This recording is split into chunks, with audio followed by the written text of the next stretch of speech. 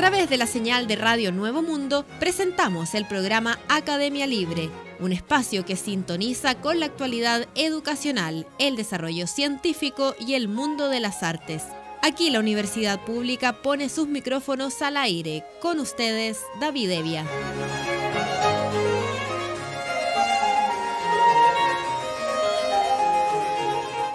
Vaya nuestro saludo a todos los auditores de Radio Nuevo Mundo que a esta hora sintonizan la emisión de Academia Libre, donde la educación, las ciencias y las artes confluyen para hacer de la creación de conocimiento un espacio público.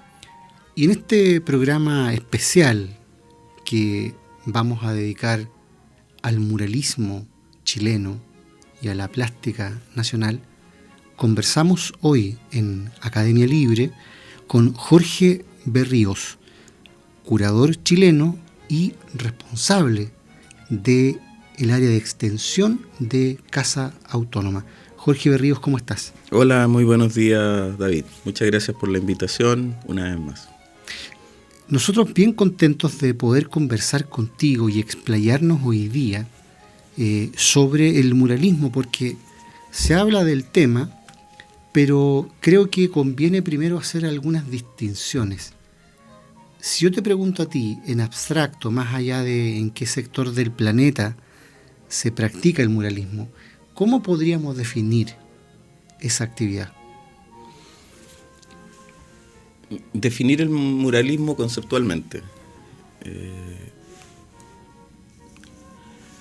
Yo creo que tiene que ver con los grados de querer expresarse de algún modo. Esto viene desde mucho tiempo, de miles de años, desde miles de años atrás, en que el hombre se expresa de algún modo, independiente del tipo de rito, de forma de expresión, de alguna narrativa que se quiera decir.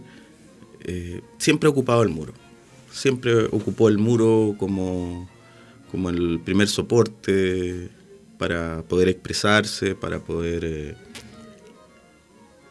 organizarse, para poder representar. Entonces, es un soporte que se utilizó primigeniamente y que lo ha ido acompañando en el tiempo, más allá de las corrientes artísticas. Independiente de que se haya cambiado a la madera, a la tela, a otro soporte, el muro pareciera ser que es como el rey dentro del arte. Claro, es una pizarra transversal en la historia. Claro, porque muchas veces se ha cuestionado el soporte de la tela, por ejemplo, o las técnicas. Pero el muro siempre ha continuado, ha sido permanente. Claro. Independiente de lo que tú puedas pensar de pronto de las líneas artísticas, geométrica, abstracta, surrealista, el muro está ahí intacto, siempre inquieto. Tenemos hasta muros virtuales hoy día. Mira, justamente. La misma idea, el concepto. La misma idea, el concepto de muro. Es como interesante, tal vez porque también el muro representa un resguardo, el recinto. Es como interesante esa parte de que el muro te protege, pero también te permite hablar. El muro de los lamentos, el muro de Pink Floyd, por ejemplo. Es interesante, estaba pensando mientras escuchaba tu visión del tema, cómo el muro parece por un lado un artefacto de contención que allí estaba antes del artista, y cuando es intervenido por el artista se convierte al mismo tiempo en un horizonte. Parece que la obra misma en cierto sentido hiciera casi desaparecer la idea tradicional de muro y la cambiara por otra, que yo asemejo más a un horizonte. Es decir, aparece algo que nos permite proyectar líneas más allá de lo material. Esa contención que está ahí pareciera ser que uno la quiere romper, o el hombre la quiere romper, y y arma un nuevo escenario, es como un diorama. Un diorama. Los dioramas son escenas construidas con pequeñas figuras y que se extienden sobre un soporte. Si la gente no los conoce, por ejemplo, Gutiérrez, Seyretuk, claro, que es un gran artesano y artista. La gente seguramente lo conoce, lo tiene en el inconsciente, en las estaciones de Baquedano, claro, la Universidad de Chile, y el armado dioramas, que son figuritas, escenas de la vida histórica chilena, y que tienen ese fondo, ese escenario, que es necesario para que la escena esté completa. Entonces, como tú dices, es como un horizonte que está ahí, que completa lo que está sucediendo fuera del muro. Fuera del muro. Que además, conceptualmente, si entramos a hablar de algunos muralistas, muchos trataban de que el muro, o pintores que pintaron sobre el muro, tuviera incluso una textura, como para que se escapara un poco, tuviese un relieve. Ahí está el caso de Leonardo da Vinci, por ejemplo, sí, que hay una obra que hizo en un palacio que no me recuerdo específicamente el nombre, que trataba de aplicarle calor para que tuviese una textura. Hubo mucha experimentación. Entonces el muro es un espacio que ha sido un desafío para el hombre, sí, para el artista en general, para el hombre en general, pero en distintas formas, pero algo no puede quedar el muro así como sin que diga nada, sin que esté así impoluto, limpio. Parece que ese tipo de muro es como de una visión muy conservadora, como que dan ganas de rayar el muro. Claro. A eso quería llegar, porque hay un impacto social diferente. No es lo mismo pasearse por una galería, por un museo de plástica y apreciar cuadros que encontrarse a la vuelta de una esquina con un mural, porque ahí hay una invitación a la interacción, no solo en el sentido quizás de que alguien lo raye o pinte una capa encima, sino que en el sentido de que parece que el mural mismo, por su condición, está apelando a un espacio de la vida cívica, ¿no? Sí, es que bueno, no sé si la vida cívica, pero sí el que yo me pueda expresar, de todas maneras, o sea, el que yo me pueda expresar y que pueda hacer un relato. Como ese relato ahí es todo un misterio humano, porque hasta el día de hoy no sabemos con mucha certeza, por ejemplo, los murales de Lascaux, de las cavernas, de los paleolíticos. Se piensa que es un ritual que era para prepararse para la caza. Exacto, claro. Pero no sé si será tan así tampoco. Claro, estamos llenos de especulaciones. Claro, porque tú ves un bisonte maravillosamente hecho. Si hubiese sido tal vez especulando un poco esa idea, uno dice, bueno, está preciosamente elaborado, o sea, con detalle. Y hay otros que no, hay otros que están así a la pasada nomás. Entonces, es relatar cosas, decirnos, encontrarnos, porque además la idea del muro, y curiosamente todos lo han tenido, a pesar que algunos digan que no, es el tema de que permanezca. Claro. De que permanezca en el tiempo. Eso es importante. Eso es importante porque tal vez los grafiteros hoy día digan, no, si yo hago, o Banksy, por ejemplo, sí, que él diga, yo trabajo en el muro y que ese muro se vaya deteriorando o vaya envejeciendo, y eso le va a dar dando otra vida. Finalmente igual en el ego artístico o en el ego general de cualquier persona que hizo por ejemplo, un corazón en un muro cuando era cuando está enamorado a los 15 años, va a querer verlo. Entonces esa cosa de permanencia también es importante. Entonces no es tan casual, no es tan simple que ya lo hago y pasó. No, pareciera ser que también está la idea de la permanencia, que yo quiero proyectarme en el tiempo y decir yo estuve aquí. Claro, hay una apuesta de todos modos, porque a nadie que pinta le haría mucho sentido terminar de pintar y que en ese momento cae una capa de pintura que cubre todo, digamos. Claro, claro, que lo borre. No es el acto, por eso digo que se habla del ritual, claro, pero un ritual es ese ritual, pero ¿por qué quieres que permanezca? O sea, claro. Si el ritual se supone que uno lo repite, pero siempre es distinto, tiene detallitos. En cambio, en el caso de esto otro, de hacer un dibujo o expresarse sobre un muro, pareciera ser que está esa idea del tiempo. Pareciera ser. Me puedo equivocar, pero yo creo que tiene que ver con eso, porque el muro, por ejemplo, el muro en la altura, por ejemplo, la Capilla Sixtina, era para que permaneciera. Era para que algo que no está ahí a la mano. Hegel en su estética hablaba justamente de la idea de permanencia, aunque fuera unos segundos. Él planteaba la idea del tiempo, la permanencia de la obra como fundamental para el concepto mismo de arte, pero también para el juicio, para la crítica. Claro, claro, porque es reflejo de una época. A diferencia, porque muchas veces uno dice el soporte tela, el bastidor u otros, o la escultura, todos soportes más o menos individuales, por decirlo de algún modo,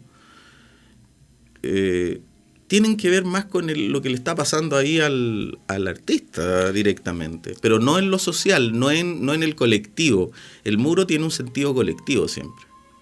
Yo comentaba el otro día, Jorge, de pasada, que en medio del reciente estallido social en Chile,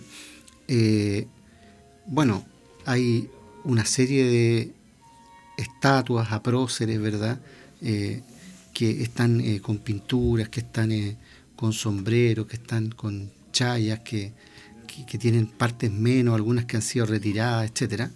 Y en medio de ese escenario que a través de la historia universal se ha repetido, ¿verdad?, cuando se producen estallidos de esa naturaleza, es parte del asunto.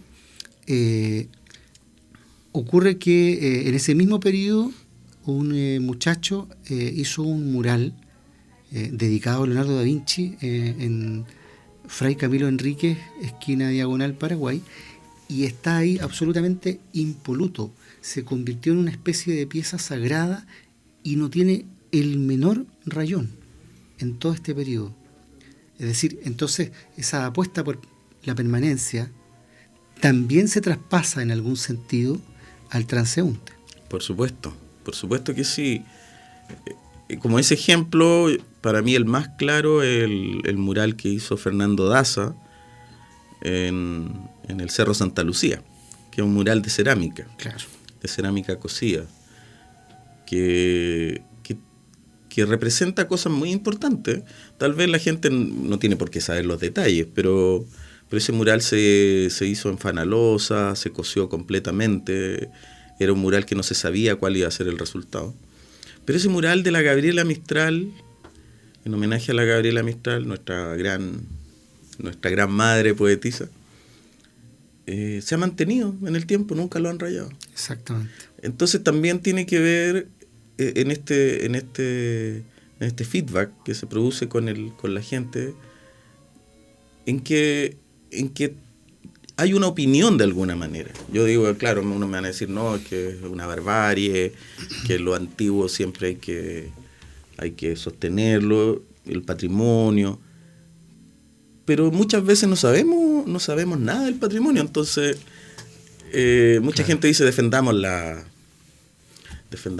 escultura, justamente lo que estaba pasando ahora. Pero mucha gente desconoce la historia de cómo llegó hasta ahí. Claro. ¿Por qué está ahí? Estaba pensando, ¿con qué sentido tiene? ¿Qué sentido tiene eso que está ahí? Por ejemplo, la escultura de Pedro Valdivia, que está en Plaza de Armas. esa es de Pérez Comendador. Los españoles, tú sabes que tenían un sentido muy invasivo en el periodo de la conquista, que era poner su catedral o sus casas o construcciones o instituciones públicas sobre lo que era la cultura anterior. Entonces no voy a hacer una crítica a Pérez Comendador, ni a decir que era franquista, ni que ni que le hizo un monumento a Jaime Izaguirre, que es un historiador bastante conservador chileno. pero tiene un sentido. Entonces no hay que, yo creo que todos estos fenómenos no hay que mirarlo así, solo el hecho, sino que aquí hay otras cosas y hay otros elementos que son muy interesantes que suceden y que lo explicamos fenomenológicamente, pero hay otras cosas por ahí. Claro. ¿Por qué se raya esto y no se raya esto otro? ¿Por qué te sientes más cómodo con esto? ¿Te representa? Hay cosas que son ahí bien interesantes de analizar. Jorge, incluso en ese mismo tema, pensando en estas intervenciones sobre obras ya hechas como registro, más allá del muralismo, me acordaba de la idea que tiene la gente de la Venus de Milo.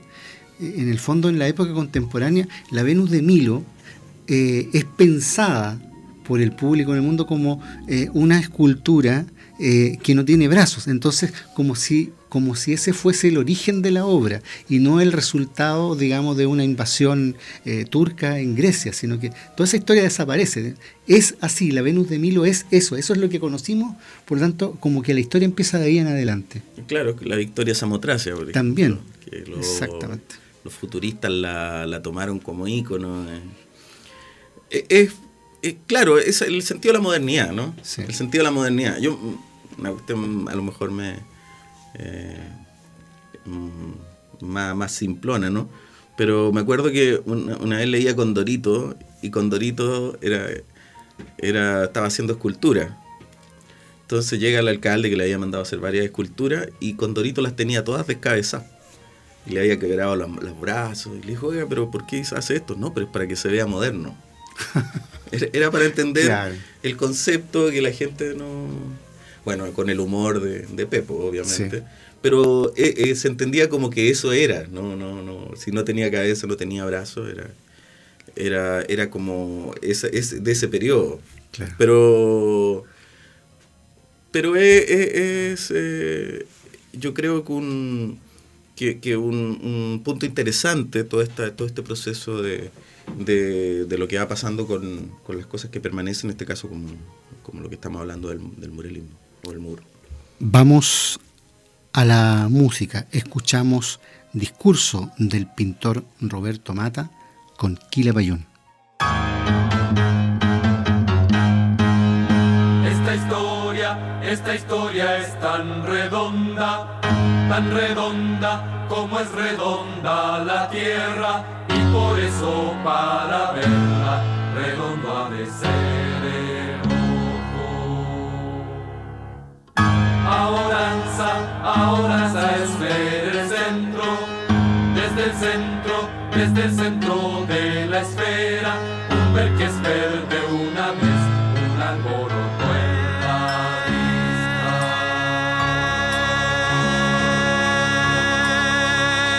A los destacados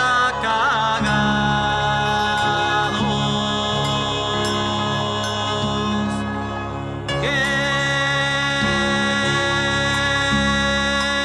quieren Arauco muerto para sembrar sacristanes, descargando Ave María. Que Alonso ensille su Zúñiga y alborote el verbo ser, para que redondamente se sepa lo que hoy ocurre. Se propone liquidar lo que hará bien nuestra América, con pinos charcos de sangre, servidores del imperio.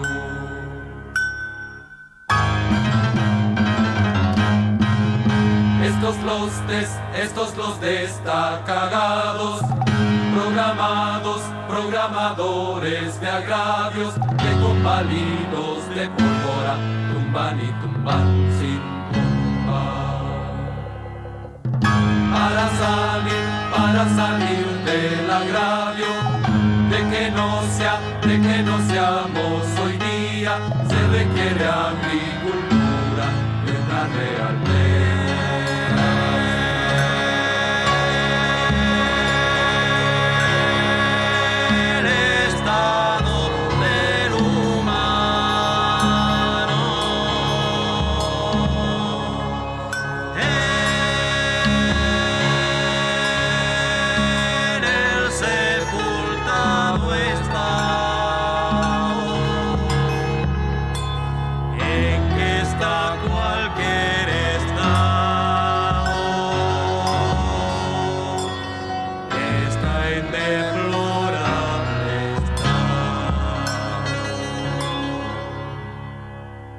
Reorganizar la amistad es la cuestión más urgente, y una sola religión no sirve para este asunto. Saca la luz de la tierra y de toda conflicción, de raspares y rascares bajo la lucha de clases. Que salga el sol en el ser, que nos dejen ser humanos, que el sujeto humano está muy sujeto a ser humano. Hay que sacarse la mierda, volver a la inteligencia, iluminar nuestro verbo, reoxigenar la vida. Mañana es hoy día mismo y estamos muy atrasados. Hay que alegar esta tierra, construir nuevas justicias. El huesco de este problema es que estamos todos solos. Abrir el verbo sin miedo, atención al infrarrojo y atención. Esto es todo lo que digo, que les digo, que se diga, señoritas, señoronas y señores. Muchas gracias.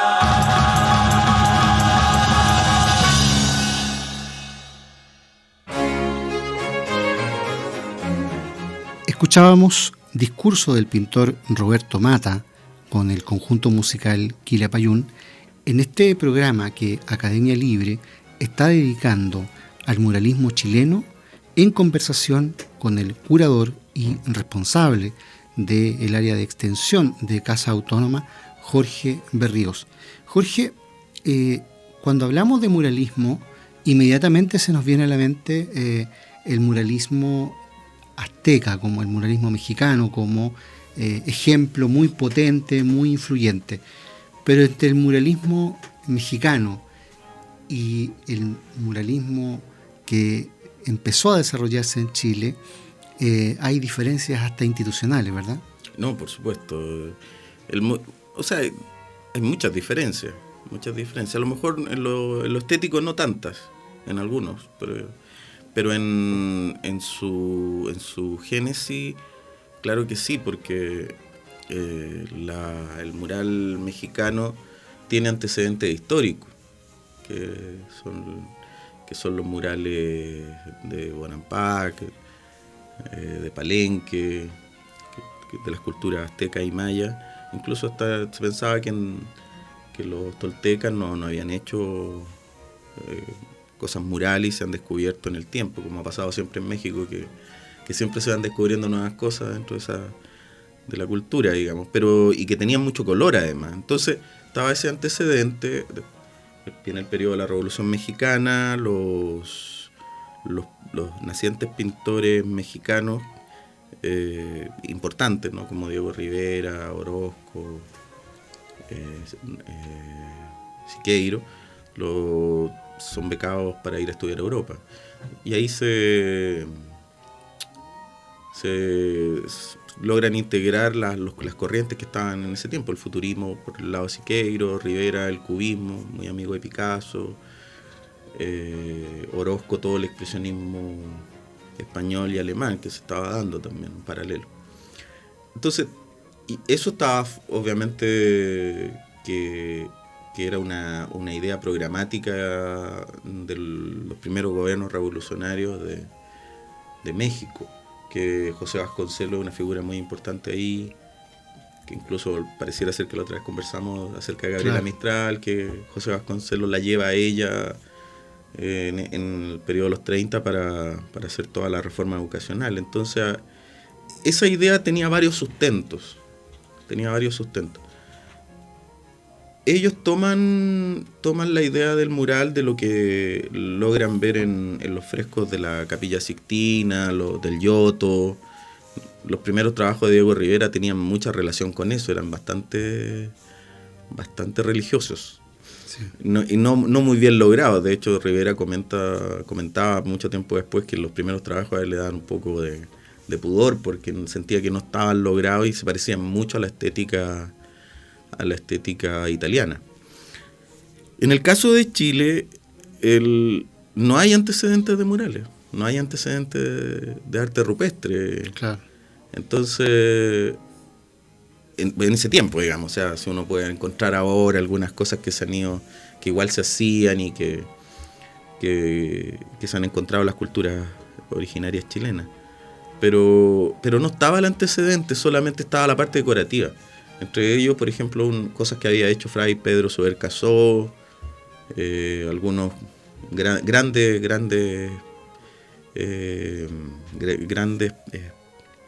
paños, ¿no?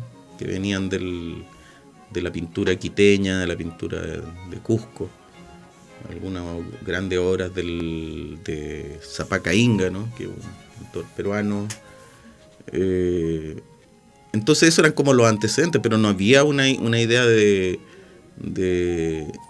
que el muro representara otra cosa que no fuera poner un cuadro encima o decorarlo.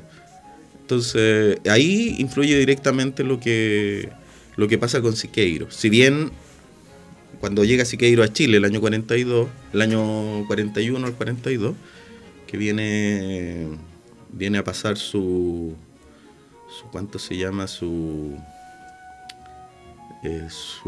condena por el intento de asesinato de Trotsky, o el asesinato de Trotsky, que Neruda lo contacta, digamos, él era cónsul allá, lo contacta y se lo trae a Chile para decorar la Escuela México-Chillán en el año 41, después fue un regalo del gobierno mexicano a Chile. Esa es la conexión con México. Pero lo antecedente así que teníamos, que se tienen, es que en los años 20, a finales de los años 20, se manda un grupo de artistas chilenos a estudiar Europa y estudian las técnicas. Un poco parecido a lo que había pasado con los mexicanos, pero no con la finalidad que tenían los mexicanos, no con la idea de crear un gran arte, un arte monumental. Era más bien para modernizar lo que se sabía de la escuela, de las técnicas artísticas. Y viaja ahí el Laureano Guevara, Arturo Gordon, que es un pintor destacado chileno, y desarrollan las técnicas, y ahí aprenden técnicas murales como el fresco florentino, la técnica del cloisonné, que se ocupó mucho en Chile, que es una técnica muy decorativa, de difícil factura de realización, porque se ocupan winchas de cobre o bronce para hacer divisiones y tiende a lo geométrico. Entonces esas son las técnicas que se traen, que eran también bien decimonónicas, por decirlo. En cambio los mexicanos estaban ahí tratando de inventar técnicas. Siqueiro había desarrollado una especie de centro de investigación de técnicas artísticas.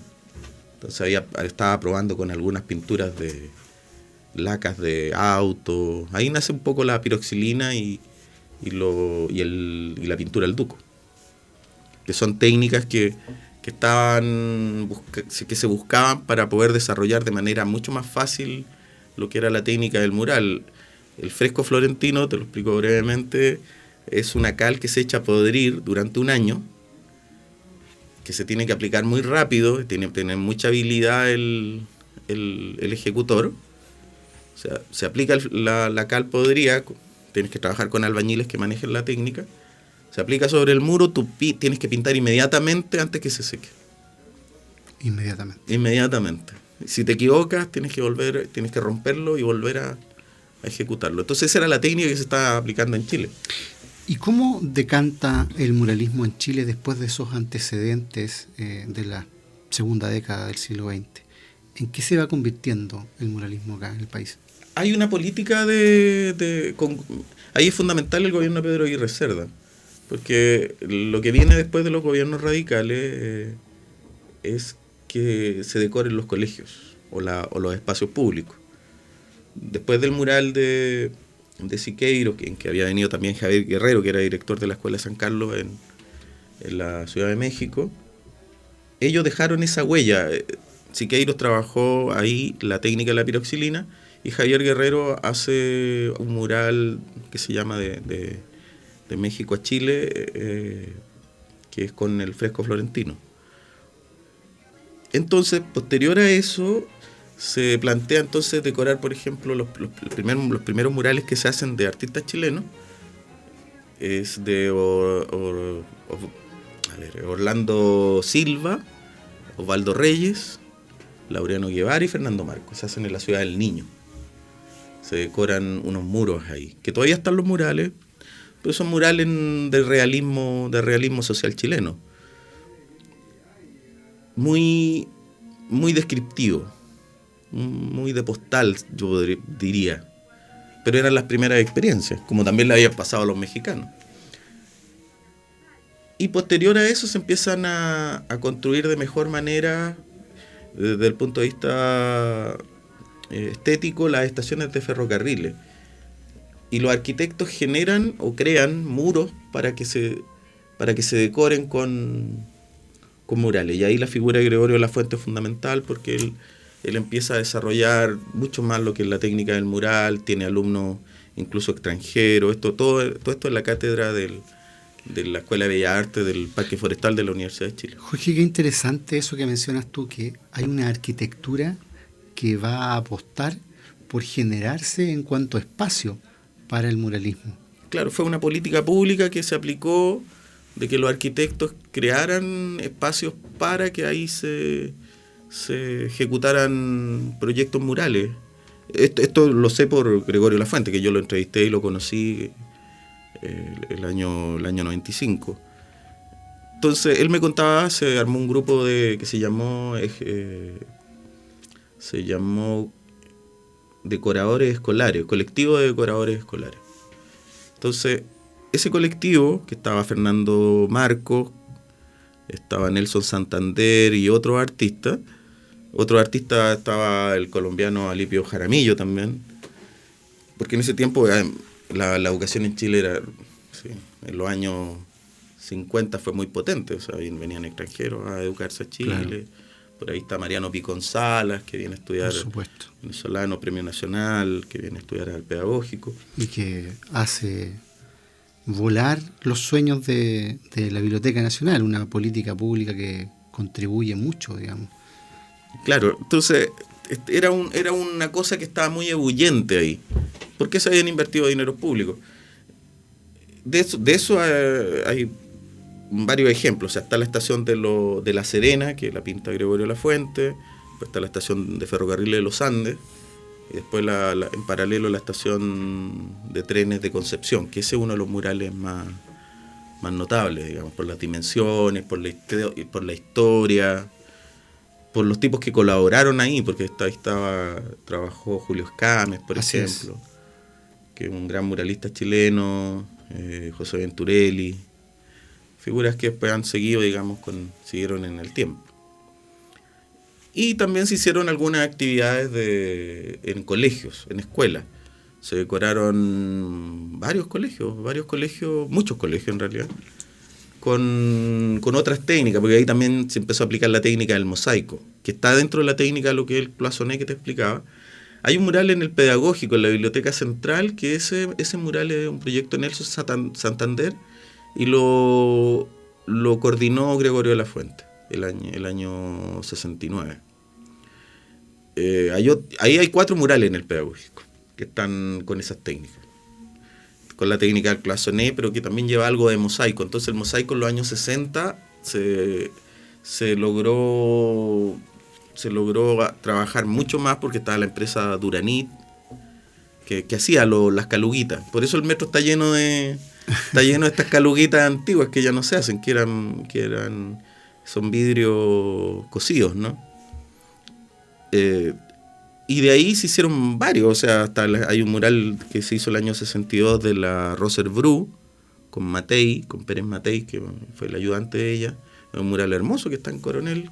Se quemó la escuela y ahí está el mural. Ahí está el mural. Ahí está el mural del que nadie sabe que es un mural, o lo reconoce la gente de manera muy dificultosa, el que está sobre el paso bajo nivel de José Miguel de la Barra, que es de Iván Vial, Carlos Ortúzar y Eduardo Martínez Bonatti. Fue un proyecto, ese es uno de los murales más grandes que hay en Chile, pero no se sabe que es un mural, claro, porque está hecho de manera geométrica, y uno lo entiende cuando lo ve por separado, pero si lo ve, como es tan grande, lo puedes mirar desde una parte, vas al otro lado y ya no entienden. Mucha gente pensaba que ese mural era como la extensión de lo que se hacía en el metro, porque en el metro ahora ya no hay tanto, porque se han salido muchos de los mosaicos, los han ido sacando, pero tenía ese concepto de la cosa geométrica. Y ahí hay una diferencia importante entre lo que pasa en México y lo que pasa en Chile, que los mexicanos se dedicaron a relatar su historia, de manera más abstracta, más geométrica, pero siempre su historia. Por ejemplo, el caso de Siqueiro, si uno ve el mural El muerte del invasor, que está en la escuela en México, Chillán, ese mural es muy abstracto también, tiene muchas abstracciones, tiene esa cosa futurista, pero aparece como figura central Bilbao, está Lautaro. Ese es el único mural, que es muy importante ese mural, porque ese mural es uno de los pocos, si no el único, que hizo Siqueiro fuera de México. Rivera hizo en Estados Unidos, sí, pero no, y para Siqueiro fue muy importante ese mural porque logró hacer la conexión con Latinoamérica, que eso era lo que él quería. Entonces hace una relación entre el sufrimiento que tiene Cuauhtémoc, que es como el Caupolicán chileno, que lo torturan, el líder de una de las revueltas indígenas en el periodo de la conquista, y hace una relación con Caupolicán y con Lautaro. Entonces imagínate, esa conexión es muy importante porque logra unir Latinoamérica. Si Chile es la última línea de Latinoamérica, entonces México y Latinoamérica unidos, México y Chile unidos de una u otra manera uniendo a Sudamérica. Entonces es distinto ahí la idea de los lenguajes. Hay un compromiso social fomentado por la Revolución Mexicana, por gente que quería transformar el país realmente, y otros que trabajaban dentro de lo que tú me dijiste, de lo cívico, ¿no? Dentro de la cosa pública, pero formal, muy formal. Jorge, llega un momento en que, claro, mientras en México el muralismo tiene un fomento de impronta oficialista, es decir, vamos a promover la alfabetización de la población, incluso a través del vínculo entre la letra gigante y la imagen visual. En Chile se empiezan a producir estallidos sociales y políticos que van generando ciertas condiciones para el desarrollo de un muralismo vinculado también al brigadismo. Y claro, se desarrollan en Chile diversas brigadas como Elmo Catalán, como la Brigada Ramona Parra, ¿verdad? Y otras. Y llega un momento en que ese muralismo que tiene a un autor más bien individual, que hace sus propios proyectos, los desarrolla, que tiene teorías estéticas, llega incluso a reunirse con esta otra expresión que tiene una impronta más bien popular. Claro, es importante señalar que la brigada Ramona Parra es la iniciática. Sí. En eso, ¿no? Nace el año 68 en el Congreso de las Juventudes Comunistas, pero no con la finalidad de hacer una expresión estética, sino que era hacer campaña, rayado. Claro. Rayado. Entonces no estaba muy organizado. Estaba más bien era ir a escribir alguna frase muy bonita, qué sé yo. En el libro de Mauricio Vico, Un grito en la pared, aparece mucho de eso, que son los afiches. Pero ahí empieza otra influencia, que es la influencia del cartel cubano en Chile. Entonces, porque era un cartel que promocionaba la revolución, el cambio, la reforma. También estaba la cosa psicodélica de los hippies, ¿no? De esta cosa colorida, de flores, de palomas. Entonces la brigada Ramona Parra toma esos elementos, y ya con la campaña de Allende, ahí aparece una persona que es fundamental, que el Alejandro González, más conocido como Mono González. Él tenía estudios de plástica. Entonces, esto me lo contó Guillermo Núñez, no me lo ha contado el Mono, pero me lo contó Guillermo Núñez, que cuando gana Allende, el Mono hace unas palomas y cambia la leyenda, ahora va acompañada por imágenes. Y eso es fundamental, porque empieza a incorporarse las palomas de a poquito, se empieza a organizar de mucho mejor forma la brigada, o sea, se crean los trazadores, los que primero rayaban los trazadores, después venían los fileteadores que corregían a los trazadores, y después venía el que decoraba el dibujito. Claro. Entonces se organiza de mejor manera la brigada y empiezan a nacer otras brigadas en el Partido Socialista. Y tenemos momentos especiales como aquel en que Mata y la brigada Ramona Parra pintan el primer gol del pueblo chileno. El primer gol del pueblo chileno, eso está ubicado en la antigua piscina municipal de La Granja, el año 71. Mata viaja 2 veces a Chile en ese periodo y sabe de este fenómeno y quiere trabajar con ellos. Trae pinturas que no se conocían acá, unos acrílicos de grandes cantidades, porque las brigadas trabajaban con lo que viniera antes, no era. Por eso te digo que no tenía ese carácter pictórico, sino que era de expresión nomás. Claro. Entonces esto me lo contó el Pato Madera, además, porque el Pato Madera también es uno de los integrantes de la brigada, que son hartos los integrantes de la brigada Ramona Parra, pero hay unos que son más conocidos y que se individualizaron, digamos, en el tiempo. El Pato Madera me contaba, que ahora está en La Serena el Pato, que cuando veían a Mata ocupaba un pincel largo y se pone a hacer el dibujo, y se ponía en el suelo, y con eso lograba una perspectiva, ¿no? Entonces ellos se reían, porque eran todos cabros chicos o adolescentes, se reían un poco de él porque no lograban entender qué estaba haciendo. Pero Mata lo integra, y de una manera muy cariñosa, muy afectiva, y hacen el primer gol del pueblo chileno, que obviamente tiene que ver con el triunfo de Allende, y eso es un precedente súper importante. Pero además hay otro, que después en ese periodo se hizo un concurso en la Asociación Chilena de Seguridad, que fue un concurso de proyecto privado, o sea, como te dijera, no se sabía quién era el autor. Se ganó el proyecto nomás. Se ganaba el proyecto ya con un seudónimo. Y ese proyecto, que participaron muchos artistas, sorprendentemente se lo gana la brigada Ramona Parra. Notable. Entonces, es fue una experiencia que yo creo que en poco tiempo logró tener una potencia muy, muy generadora del cambio social que se estaba produciendo.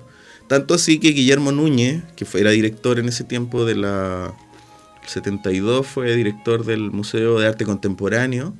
Él invita a la Brigada Ramona Parra a pintar lienzos en el museo, con lo cual se ganó una cantidad de crítica del mundo de la plástica, claro, importante. O sea, les dio urticaria. Claro, porque era el pueblo no conocedor de la estética que estaba en el museo. Nos sigue acompañando la música de Quilapayún. Escuchamos, a propósito de plástica, La Mano.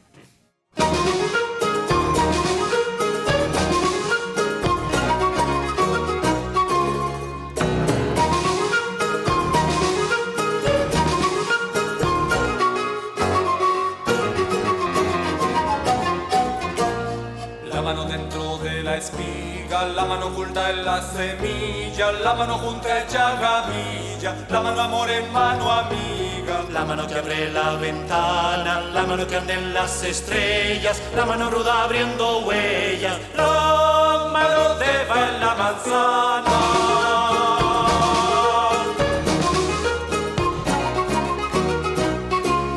La mano lontra sobre el arpa, la mano orpía en la injusticia, la mano incendio en la caricia, la mano Dios sobre la carta, la mano alada en la victoria, la mano alzada en la batalla, la mano escrita en la muralla, la mano ciega de la historia. La mano armada abriendo el paso.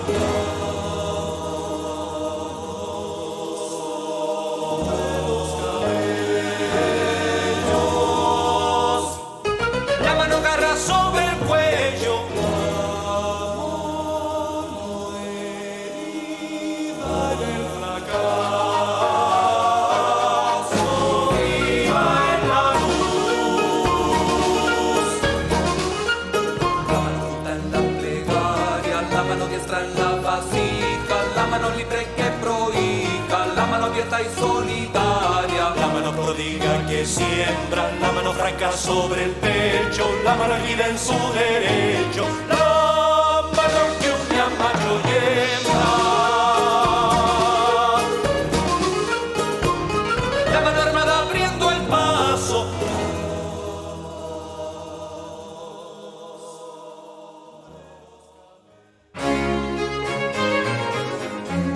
Escuchábamos La Mano con Quilapayún en este programa que Academia Libre está dedicando al muralismo chileno en conversación con Jorge Berríos.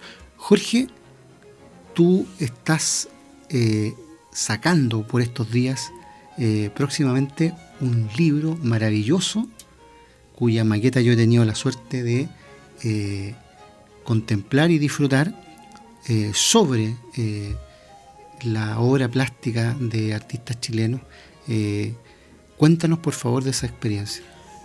Mira, esa experiencia yo la voy a unir un poco con lo que estamos hablando de los murales, que mi tesis de grado para ser profesor de arte yo la hice sobre el mural en Chile del 40 al 73 como reflejo social. He trabajado, he hecho artículos al respecto. Siempre me gustó esta idea del mural por lo colectivo.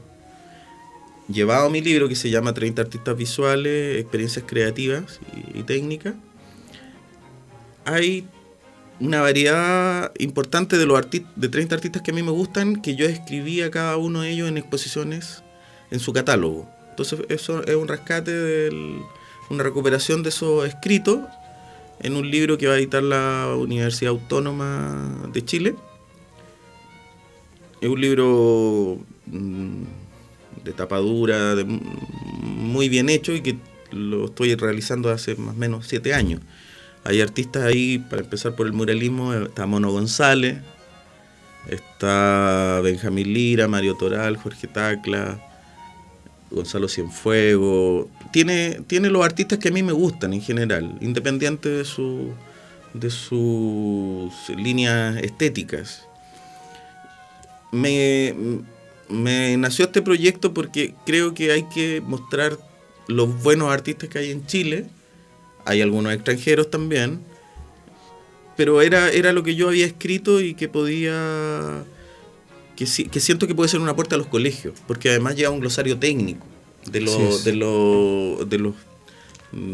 los conceptos que se manejan dentro del libro, que van diciendo los mismos artistas, porque el libro consiste en un cuadro, el artista explica cómo hizo el cuadro, que eso es muy interesante, y mi escrito, que yo hablo sobre la obra del artista de manera más poética, tratando de abrir un poco la obra, no hacer una descripción técnica, sino que tratar de ampliar con la palabra lo que está pasando ahí en esa obra. Claro, hay un trabajo, se nota, de reflexión de parte tuya, pero también uno observa ahí el tremendo aporte que es poner en un mismo artefacto libro 30 escenas diferentes. Claro, y muy distintas, porque está, como te decía, el Mono González, que es muralista, está Jorge Tacla, que es un artista conceptual que vive en Nueva York, está Eugenio Telle, sí, que es un tremendo artista chileno, tal vez el pintor más chileno más reconocido, con Mata y Sañartu en Europa. De hecho, bueno, él reside en Francia. Hay artistas que que están un poco escondidos, que no están tan visibles, pero como Germán Aristizábal, gran dibujante chileno, que trabajó además en el Fortín Mapocho. Santos Chávez. Muchos que están ahora, bueno, también está incluido Frida Kahlo y Diego Rivera también, porque también escribí para ellos por exposiciones. Claro que sí. Oye, y desde luego, reforzar esta idea que mencionabas tú, la parte final del libro contiene un glosario notable, muy oportuno y pertinente, y que además tiene un valor pedagógico y un valor de acercamiento de la ciudadanía en general a la plástica que desde luego es de destacar. Te quería preguntar, ¿tiene fecha de lanzamiento el libro? Esto lo vamos a presentar en la Universidad Autónoma con los artistas en el mes de abril. La primera semana de abril se presentaría. Claro. Bueno, la universidad está haciendo una inversión importante, la Universidad Autónoma de Chile. Ahí quiero agradecer al vicerrector Francisco Baghetti, Gustavo Ninglander y Enrico González, que son directivos de la universidad, que ellos han apostado a este libro, que además se va a entregar de manera gratuita. Que eso, los colegios que visiten la Casa Autónoma durante las exposiciones, se les va a entregar este libro a los profesores de artes para que puedan trabajar con él. Me voy a disfrazar de escolar inmediatamente para ese día. Te esperaré como profesor, no importa, lleva 2 o 3 niños. Claro. No, de todas maneras, o sea, la idea es poder difundir, crear creación de audiencia, como se llama hoy día con estos indicadores modernos. Pero la idea es poder masificarlo de todas maneras, y es un esfuerzo que hace la Universidad Autónoma de Chile importante, porque no tiene otra finalidad que trabajar esto que es las corrientes, los artistas, y que además hace mucho rato que no hay una publicación así de corte antológico, pero con esto otro que es el tema del glosario técnico, que es para complementar lo que está pasando, y que no solamente el artista uno lea sobre algo y no sepa las definiciones o conceptos que uno está tratando dentro de esos escritos. Vamos a informar entonces en abril sobre ese lanzamiento. Jorge Berríos, curador, responsable del área de extensión de Casa Autónoma, te queremos dar las gracias por esta conversación en Academia Libre. Muchas gracias, David. Encantado, como siempre. Invitarlo a Casa Autónoma este 2020. Tenemos un programa muy entretenido. Partimos con Mario Toral a fines de marzo. Va a estar Luis López Cruz, un pintor peruano chileno muy interesante. Concepción Balme. Va a estar Katy Oakley y José Fernández, pintores que radicados en San Antonio actualmente. Y vamos a finalizar con Pedro Caballero, un maestro del arte latinoamericano, que es un peruano de calidad internacional, mundial, así como en general todos los artistas que estamos tratando de traer, pero él viene especialmente a Chile para esta exposición en noviembre, Pedro Caballero.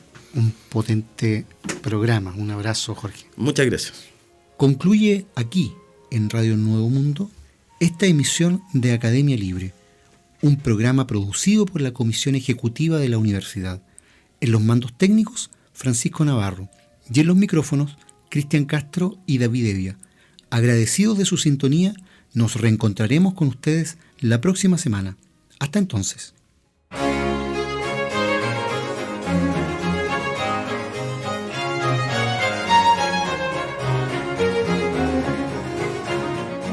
Concluye aquí este capítulo de Academia Libre, un programa que aporta miradas críticas a la construcción de la sociedad. Hasta una próxima oportunidad.